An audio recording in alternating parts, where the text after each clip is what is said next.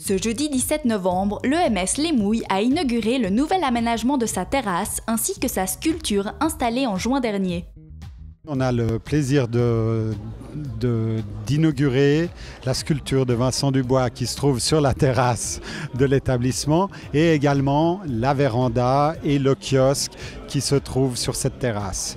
Ces aménagements font suite à une décision du conseil de fondation où on s'est rendu compte tout d'abord que l'espace offert par cette terrasse nous permettait d'y mettre une œuvre et d'où le projet de travailler avec Vincent Dubois, artiste lancéen.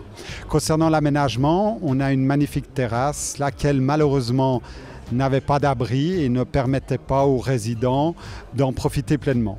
Il faut savoir que pour une grande majorité des 78 résidents qui habitent ici, la terrasse est leur seul espace extérieur, d'où l'importance de l'aménager pour qu'ils puissent en profiter tout au long de l'année.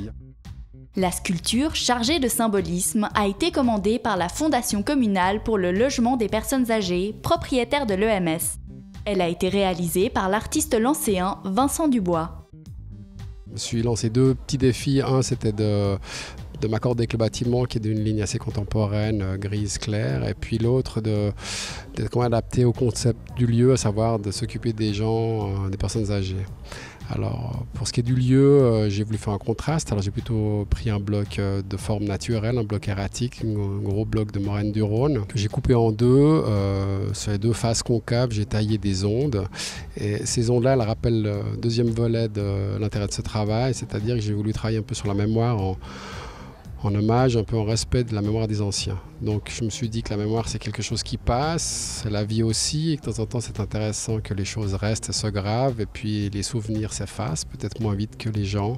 Et je me suis dit finalement ce serait intéressant de travailler sur un contraste, quelque chose d'évanescent, une idée, un souvenir, un écho, et puis graver cet écho au lieu qu'il passe, qu'il soit stabilisé, gravé dans la matière.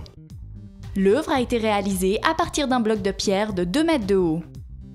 C'est des blocs qui ont été charriés par le glacier du Rhône à l'époque, où le glacier couvrait pratiquement toute l'Europe, et donc il a traîné de la vallée d'Aos jusqu'ici et plus loin, tout ce qu'il a tiré sur son passage. Et donc c'est des blocs qui géologiquement n'ont rien à faire avec le contexte local, mais ils sont quand même d'ici, on les a quand même extraits là, et géologiquement c'est un granit en fait, donc c'est une pierre très très dure qui a l'avantage de, même si elle est grise à l'extérieur, plus on la travaille, plus elle prend du ton et de la couleur, elle devient plutôt dans les bleus quand on la ponce. Et donc il y a un peu un contraste intérieur-extérieur.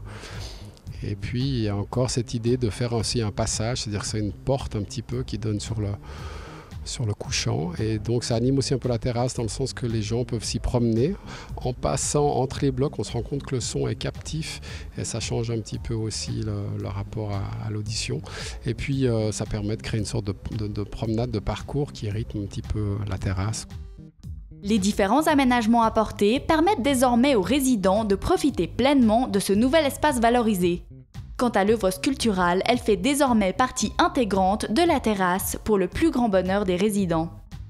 On a le sentiment qu'elle a toujours été là, parce que finalement c'est un peu aussi le repère de la promenade. Au-delà de ce qu'elle représente, c'est aussi l'objet le matin vers lequel les résidents vont. On va vers la sculpture, on fait le tour de la sculpture et on revient. On va derrière la sculpture, puis après on vient s'asseoir. Donc finalement, c'est un lieu qui est déjà totalement, je dirais, pris par les résidents.